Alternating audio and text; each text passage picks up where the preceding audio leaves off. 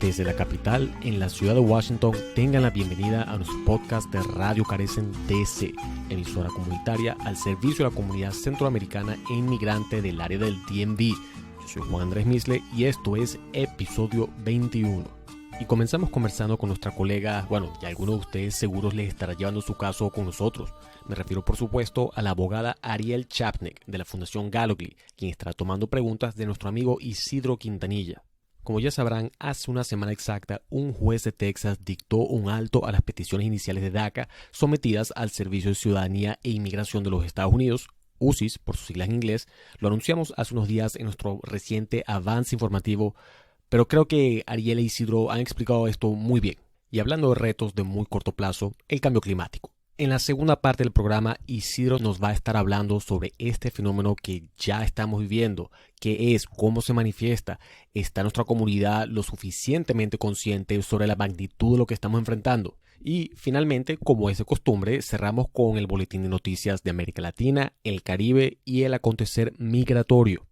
Bueno, y hoy tenemos el grato placer de la visita de una de nuestras abogadas aquí en Carecen, y tenemos la presencia de Ariel Chapnek. Ariel, muchas gracias por venir y estar nuevamente en tu programa. Hola y gracias por invitarme, Isidro. Mi nombre es Ariel Chapnek y yo soy una abogada de inmigración becaria de la Fundación Gallogly. Siempre es un placer tenerte, Ariel. Y hoy, ya que los temas migratorios todos los días tenemos algo nuevo, queremos regalarle a nuestra audiencia una actualización de lo que está pasando con el programa de acción diferida. ¿Nos podrías hablar un poquito de eso, por favor? El programa de acción diferida, también conocido como DACA, es un programa de protección para la gente que llega a los Estados Unidos como juveniles, pero hemos visto un cambio con el programa la semana pasada. El viernes 16 de julio, un juez federal en Texas determinó que DACA es un programa ilegal y él bloqueó inmigración, también conocido como USCIS, de aprobar aplicaciones nuevas de DACA para la gente que nunca ha tenido DACA en el pasado. Por eso, para la gente que ya han aplicado para DACA, pero que ya no recibieron su aprobación, inmigración, USCIS, está bloqueado de aprobar los casos. Ok, entonces para que quede claro esta idea, el programa está cerrado nuevamente para aplicaciones nuevas. Exacto. Aunque es posible que se puede enviar una aplicación nueva de inmigración, en ese momento ellos están bloqueados de procesar y aprobar los casos. Ahorita para los más o menos 60,000 de casos que para DACA inicial que ya están pendientes con el gobierno, todos están en pausa ahorita. El gobierno está bloqueado de aprobar uno de esos 60,000 casos. Ok, pero también nos comentabas que aquellas personas que habían sometido la aplicación antes de esta decisión del juez, pero que no habían recibido una decisión final, también están bloqueados y quedarán en pausa para recibir esa decisión. Correcto, sí, todos están en pausa, aunque esas personas ya enviaron sus casos de inmigración antes de que recibimos esa decisión del juez. Está correcto que sí, ahorita inmigración no puede aprobar los casos. En este momento no tenemos mucha información, no sabemos exacto lo que inmigración va a hacer con estos 60,000 de casos, pero aparece en este momento que todo está en pausa y bueno, hay posibilidad que el gobierno va a apelar esa decisión del juez en Texas y hay una posibilidad que se puede cambiar la decisión y en el futuro que se pueden seguir adelante con los casos otra vez, pero en este momento todo está en pausa, todo está bloqueado y la gente con los casos que ya están pendientes con el gobierno, que ya no recibieron su aprobación, no sabemos exacto cuándo van a recibir su decisión o cuándo van a recibir más información o si van a recibir cualquier decisión. Ok, interesante, Ariel, y lamentable realmente para todas aquellas personas que estaban a la expectativa de recibir un visto bueno y que se les aprobara esta ayuda, esta acción diferida, ya que genera obviamente un poquito de estabilidad a muchas familias. Sí, eso es muy triste para la gente que han esperado tanto tiempo esperando la habilidad de aplicar para DACA y tuvimos muchas personas que estaban bien emocionados a aplicar y obtener el permiso para trabajar y asistir a la universidad y seguir adelante con sus vidas y desafortunadamente esa decisión está bloqueando a esas personas de seguir adelante con sus vidas y con sus sueños. Definitivamente, sumamente lamentable.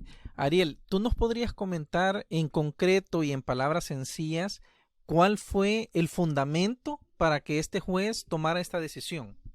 Bueno, el estado de Texas inició este caso contra el gobierno de los Estados Unidos y el estado de Texas y el fiscal de Texas pidió al juez a declarar el programa de DACA ilegal. Y desafortunadamente eso es lo que pasó. El juez estaba de acuerdo con el fiscal de Texas que el programa de DACA estaba contra la ley de inmigración. Entonces, podemos afirmar de que según el estado de Texas había una contradicción entre la ley de migratorias y el fundamento que da la vigencia al DACA. La razón que el juez decidió declarar el programa de DACA ilegal es básicamente la ley de inmigración viene del Congreso. Típicamente el Congreso puede determinar cómo es la ley de inmigración que tenemos acá en los Estados Unidos. El programa de DACA fue un programa de discreción que fue implementado por el Ejecutivo, el presidente y el Departamento de Inmigración. DACA oficialmente no es una avenida para estatus permanente, estatus legal. Típicamente el Congreso puede iniciar avenidas nuevas para estatus permanente. El programa de DACA no es algo permanente y fue un uso de discreción. Por eso no incluyó discusiones en el Congreso. DACA no tiene el permiso del Congreso. El juez determinó que fue incorrecto para el presidente Obama y su oficina implementar este programa de discreción sin obtener el permiso del Congreso y sin manejar el programa por el Congreso. Que DACA fue una implementación del presidente y no fue implementación del Congreso, este juez pensó que es un programa ilegal. Ok, bueno, ahora las consecuencias obviamente son graves para todas estas personas. Tú como abogada, ¿qué le podrías recomendar a todos los Dreamers que ahorita pues tienen esta frustración? Bueno, a los Dreamers lo siento mucho. No es justo que esas personas en poder están jugando con sus vidas, jugando con sus sueños, jugando con sus futuros. No es justo y lo siento mucho. Para la gente que ya tienen casos pendientes, es importante que siempre esté chequeando su correo para ver si usted recibe alguna noticia importante de inmigración. Y una última cosa. He tenido conocimiento que tú has estado hablando con algunos clientes nuestros que precisamente habían tramitado su DACA por primera vez. ¿Cuál es el sentimiento que ellos te han expresado cuando tú les has hablado y explicado la situación que nos acabas de comentar? Yo he platicado con varios clientes que ya tienen casos pendientes para DACA y son tristes, pero para ellos no es una sorpresa. Ellos han visto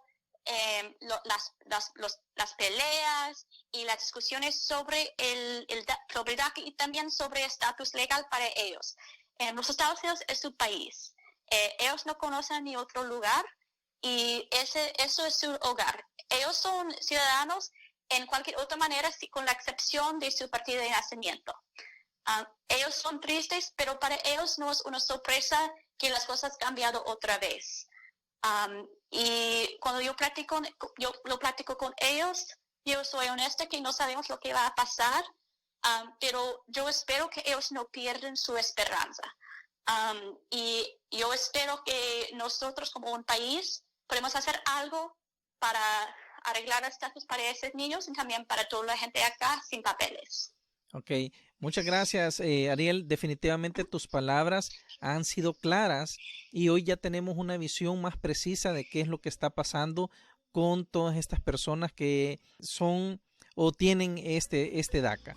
Algunas palabras de despedida, Ariel, para toda nuestra audiencia, y nuevamente de parte de nosotros, las gracias por estar aquí y compartir con todos nosotros tu experiencia. Gracias a usted, Isidro. Yo soy del pueblo migrante, gente luchadora, comunidad triunfante. Hoy vamos a hablar un poco de un tema que realmente está de moda y nos está afectando. Sin embargo, muy pocos lo conocemos o no nos interesa. Pero conocer un poco de él nos va a llamar a la reflexión, y es acerca del cambio climático. Se llama cambio climático a la variación global del clima de la Tierra. Esta variación se debe a causas naturales y a la acción del hombre, y se produce sobre todos los parámetros climáticos: temperatura, precipitaciones, nubosidad, etc., a muy diversas escalas de tiempo.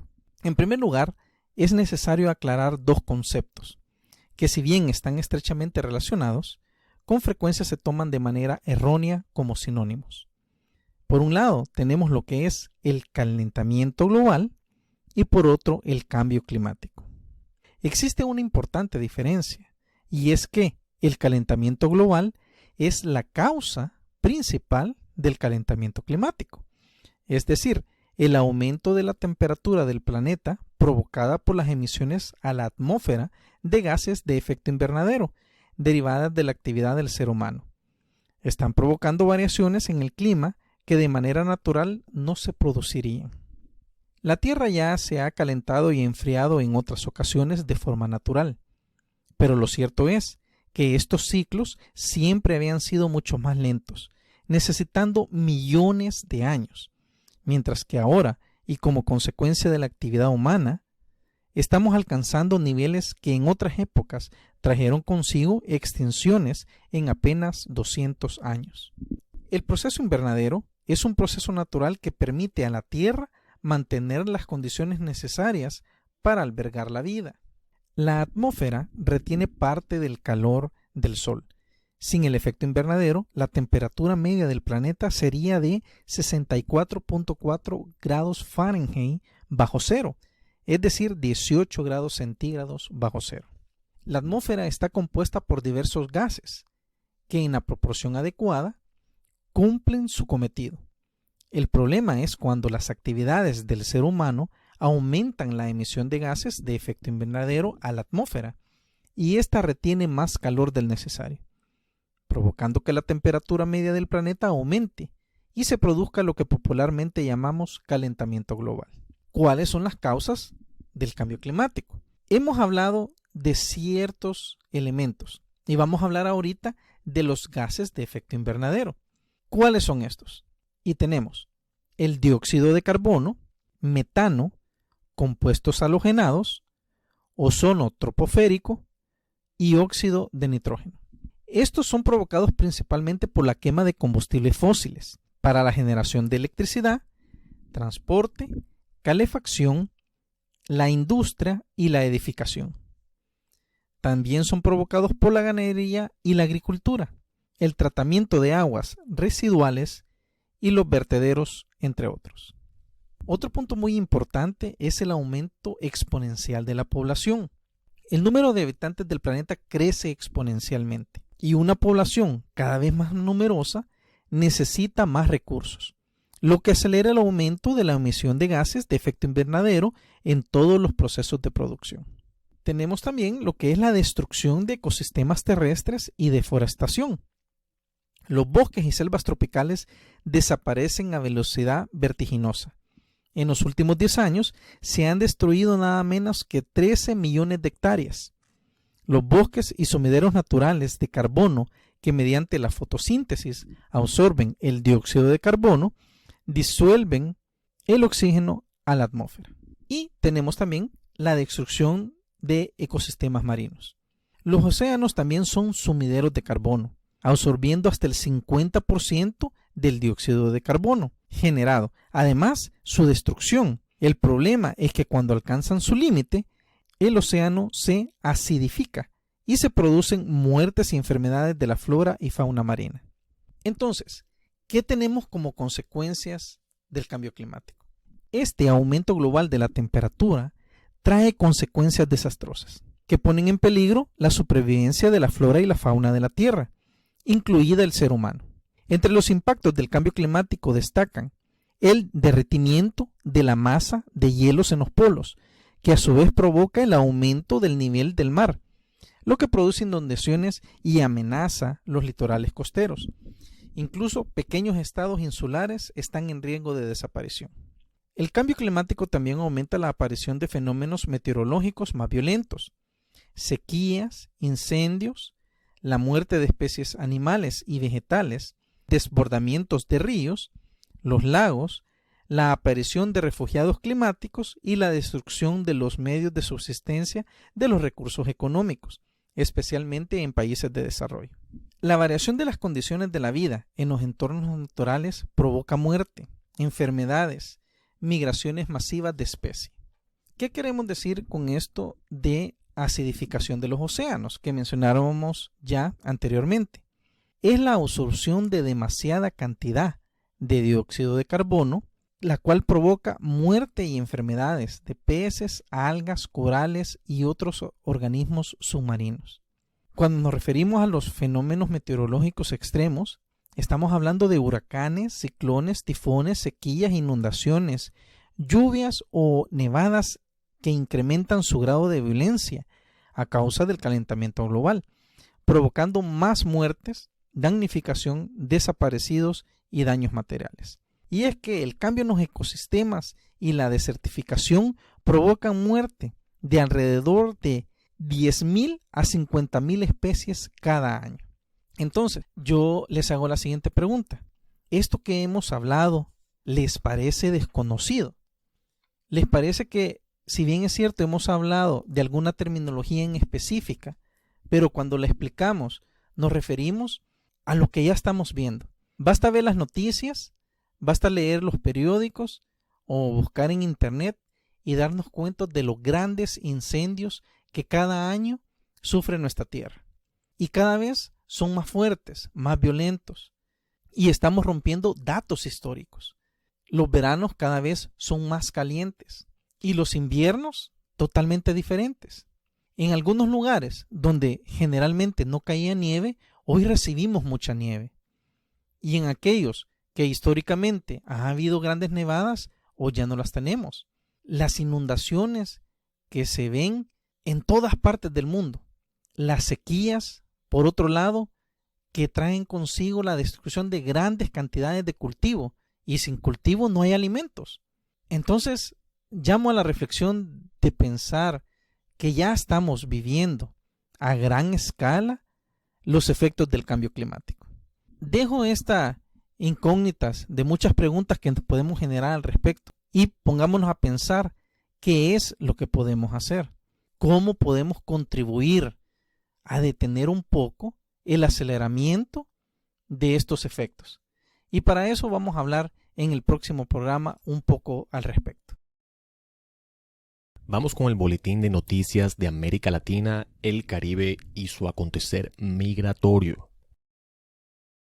La administración Biden planea imponer sanciones a funcionarios del gobierno de Cuba, según una llamada que tuvo el miércoles por la noche con activistas demócratas cubanoamericanos en Miami, informa Político. YouTube eliminó videos del canal del presidente brasileño Jair Bolsonaro por difundir información errónea sobre el brote de coronavirus, incluyendo afirmaciones sobre la hidroxicloroquina y la ivermectina, según el New York Times y Reuters. Ariel Henry, un neurocirujano de 71 años, se ha convertido en el líder de facto de Haití, según Reuters y el Miami Herald. El primer ministro interino, Claude Joseph, ha vuelto a su anterior trabajo como ministro de Asuntos Exteriores. En una declaración del Departamento de Estado, el secretario Anthony Blinken dijo que Estados Unidos acoge con beneplácito los esfuerzos de los líderes políticos en Haití para unirse en la elección de un primer ministro interino y un gabinete de unidad. En una nota del World Politics Review, mercenarios colombianos son vistos en todo el mundo como trabajando legalmente como contratistas en Irak, Yemen y Afganistán o entrenando carteles en México y ahora Haití.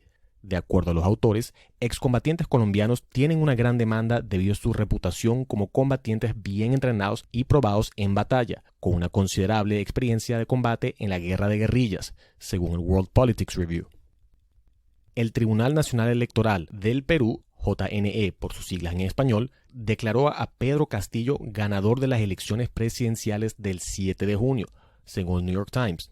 El día de la inauguración es el 28 de julio, cuando el país celebra su año del bicentenario. El diferencial de 44.000 puntos de votantes no cambió desde que concluyó el recuento de votos el 15 de junio. La candidata perdedora, Keiko Fujimori, publicó un breve video con mensajes contradictorios.